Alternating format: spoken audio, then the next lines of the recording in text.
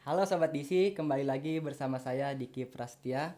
Dan saat ini saya sudah kedatangan tamu spesial kita, yaitu Bu Rini, salah satu Direktur Utama Skala Indonesia. Nah, Bu Rini ini sering melakukan kegiatan-kegiatan ekspedisi. Salah satunya ekspedisi penelitian. Eh, Bisa diceritakan Bu, kenapa Skala itu mengambil kegiatan ekspedisinya itu penelitian? Padahal ekspedisi itu ada penjelajahan, terus ada kemanusiaan, ada pendidikan. Baik, Diki. Kami tuh melihat begini, karena sekarang ini mungkin menurun gitu ya ketertarikan anak-anak muda terhadap kegiatan riset gitu. Karena riset tuh kayaknya banyaknya orang-orang tua, peneliti yang Iya. serius gitu ya. Nah, makanya kemudian Skala ingin menghidupkan sebenarnya kembali ketertarikan anak-anak muda terhadap dunia penelitian. Yang kemudian dikemas gitu seperti sebuah perjalanan, tapi sebenarnya mereka meneliti gitu. Jadi berjalan sambil meneliti.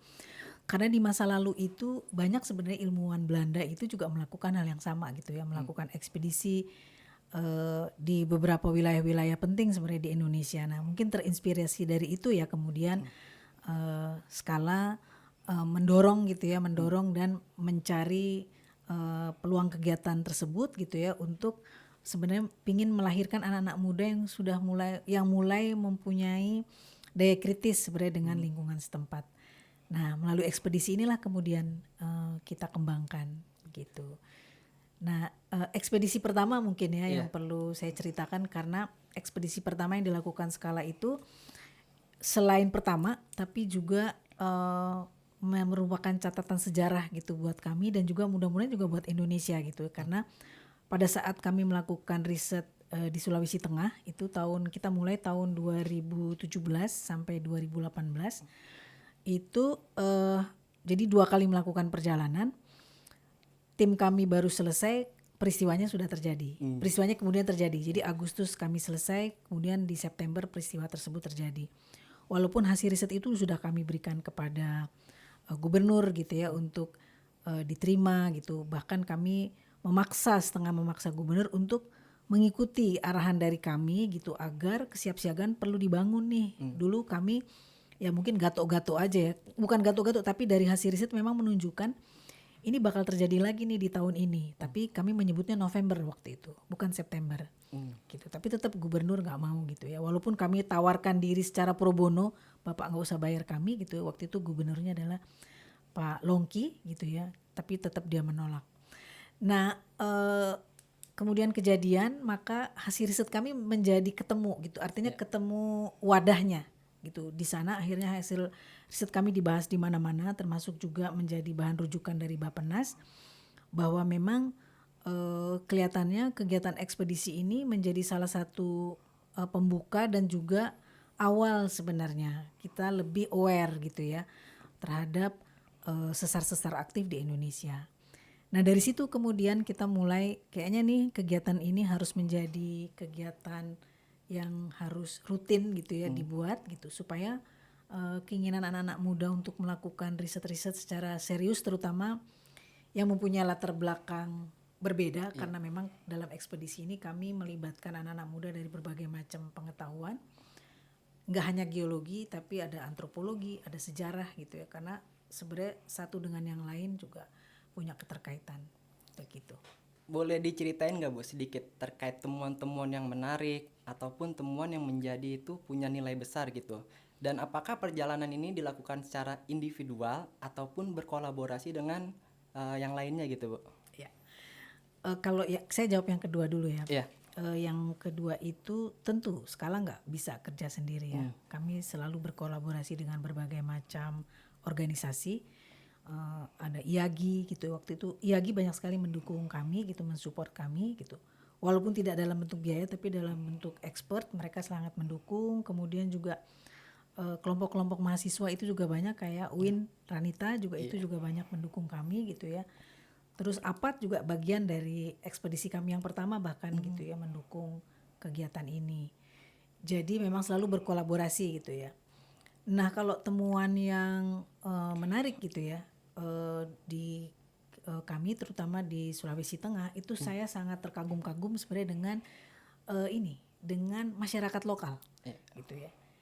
Jadi justru tingkat kesadarannya tuh adanya di masyarakat lokal yang sudah punya pengetahuan tuh mungkin dari nenek moyang gitu ya. Contoh misalnya masyarakat Kaili di Sulawesi Tengah, mereka udah punya pengetahuan tuh bagaimana cara mitigasi yang sederhana gitu ya, kemudian penyebutan terhadap gempa gitu. Jadi mereka itu begini, menurut mereka, bukan menurut kita tapi bisa disimpulkan bencana itu seperti tamu, sehingga dia harus siap siaga, termasuk dalam bentuk rumahnya gitu ya.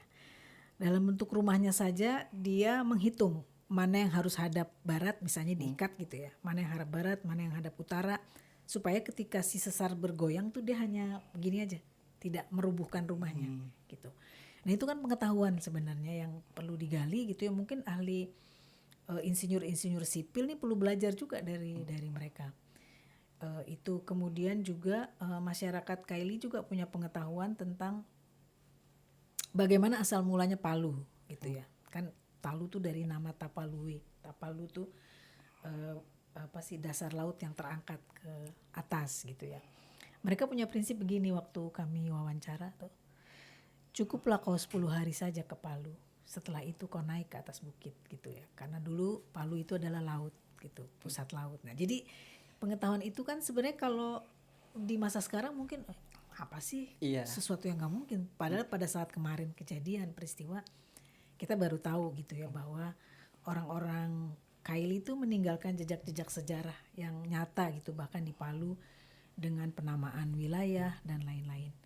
Nah itu yang menurut saya nggak hanya di Palu tapi di berbagai macam wilayah gitu ya, di mana masyarakat lokal itu tinggal, mereka pasti punya pengetahuan mitigasi yang sederhana, pengetahuan bagaimana mereka menghargai alam sekitar, misalnya mengatur masa panen dan lain-lain gitu ya, menghargai alam dan lain-lain, seperti itu. Kalau saya kan Bu ya, sebagai anak muda itu kadang itu tadi yang kayak Ibu sebut tuh, terkait pengetahuan lokal masyarakat gitu ya. Kadang kayak apa sih gitu kan, kayak kurang percaya gitu ya. Nah, dari sudut pandang Ibu untuk anak muda ke depan gitu, agar ingatan itu tuh terus berlangsung gitu Bu, sampai ke generasi berikutnya, itu apa sih Bu yang perlu ditanamkan gitu? Sebenarnya begini ya, kalau bicara soal ketertarikan anak muda gitu ya, memang apa sih ibu dari segala pengetahuan itu adalah keingintahuan, gitu ya. Nah harusnya itu dimunculkan gitu ya, keingintahuan tuh dipelihara dan ditumbuhkan, sehingga keinginan untuk melakukan eksplorasi gitu ya terhadap apapun gitu ya, itu menjadi salah satu kemampuan juga buat teman-teman di anak muda. Nah saya sih sebenarnya gini, saya melihat bahwa anak muda itu kan kemampuannya di teknologi informasi yang sekarang berkembang gitu ya, begitu pesat gitu ya. Mungkin gitu ya, pengetahuan lokal itu bisa didokumentasikan, kemudian juga dikampanyekan sebagai bentuk sebenarnya untuk menurunkan ataupun menjadi bagian dari kampanye ingatan kolektif kita gitu ya. Jadi bukan hanya misalnya pengalaman gempa di Palu, bukan hanya pengalaman di masyarakat di sana, tapi juga menjadi pengetahuan buat kita gitu ya, dan kesadaran semua gitu. Apalagi dengan adanya gadget, kemudian media sosial yang tumbuh berkembang begitu pesat gitu, itu bisa menjadi salah satu cara sebenarnya memelihara ingatan kolektif kita gitu ya. Dikit lagi nih Bu, cerita sedikit tentang pengetahuan lokal ya, karena menurut saya itu cukup menarik ya, gitu ya. Pengetahuan lokal itu sering kali kita dapatkan di masyarakat itu disangkut pautinya dengan apa ya, dengan tanda-tanda alam gitu, kayak misal adanya kera putih ataupun yuyu, kepiting dan lain sebagainya turun ke pemukiman, dan itu bakal terjadinya bencana gitu. Nah ada nggak sih Bu hubungannya secara keilmuan gitu? Iya, saya membayangkan di masa lalu mungkin ya, di masa lalu mungkin orang-orang tua cara mengingatkan kepada anak-anak tuh untuk tidak misalnya masuk ke satu wilayah gitu ya. Kayak misalnya gini, di Subang gitu ya. Di Subang saya waktu masuk ke satu wilayah tuh orang-orang di sana bilang jangan masuk sana Bu, hati-hati Bu, ada ular besar. Biasanya ular besar itu kalau kemudian dia mendekati perempuan dan ngajak menikah gitu ya, menikah tanda kutip gitu ya, itu akan terjadi gempa gitu. Itu sebenarnya menurut saya mungkin memang cerita legenda yang memang hidup gitu ya, di mitos yang hidup di tengah masyarakat. Mungkin dulu, zaman dulu gitu, orang-orang dulu menyampaikannya dengan cara itu kepada anak-anak gitu ya. Tapi kan itu terus tumbuh gitu ya, menjadi cerita-cerita yang berkembang di mana-mana. Termasuk di Palu gitu ya, kalau gempa itu kan karena ada bukan lele, apa sih namanya tuh? Kalau yang di sungai yang agak panjang tuh. Belut. Belut, ada belut gitu ya, belut yang ada perkelahian kemudian ditarik sama anjing gitu ya, kemudian terjadi gempa. Nah itu kan sebenarnya bentuk-bentuk cerita masa kecil yang harusnya bisa diingat terus gitu ya, bisa diingat terus, nanti kemudian muncul bisa dibuktikan sebenarnya secara sains. Nah di cerita soal di Subang gitu ya, kenapa kemudian cerita-cerita itu muncul gitu ya, bukan hanya di Subang tapi di beberapa tempat itu saya cerita ular gitu ya, kayak bodas itu muncul di mana-mana. Tapi itu di lokasi-lokasi satu yang memang pernah terjadi gempa yang cukup lah lumayan gitu merusak. Kemudian yang kedua juga di pusat-pusat titik sesar gitu. Artinya memang make sense gitu ya, dongeng itu tumbuh di satu wilayah di mana memang tempat itu pernah dan seringkali gitu ya mengalami bencana-bencana terkait dengan dongeng itu gitu. Seperti itu.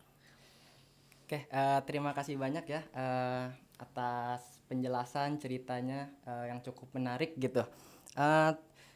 Terakhir Ibu, harapannya gitu. Tadi kita cukup banyak dapat gitu kebermanfaatnya bagi seorang ekspeditor dan juga bagi masyarakat gitu. Nah, harapannya dari Ibu untuk peneliti muda, terus masyarakat ataupun pegiat kemanusiaan, bahwa kegiatan ini tuh bisa menjadi stimulus ataupun pemantik gitu bagi semangat-semangat mereka gitu, Bu.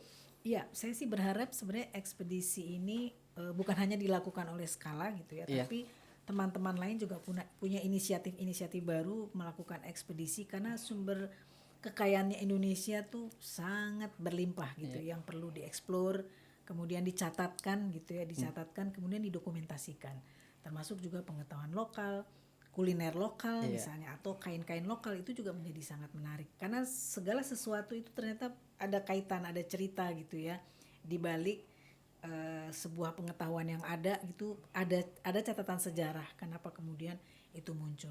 Jadi saya berharap ekspedisi ini bisa marak lah ya, di mana-mana dilakukan oleh teman-teman, apalagi anak-anak muda gitu ya, kemudian juga dikampanyekan melalui berbagai macam media dengan berbagai macam platform yang ada. Mungkin itu dari saya.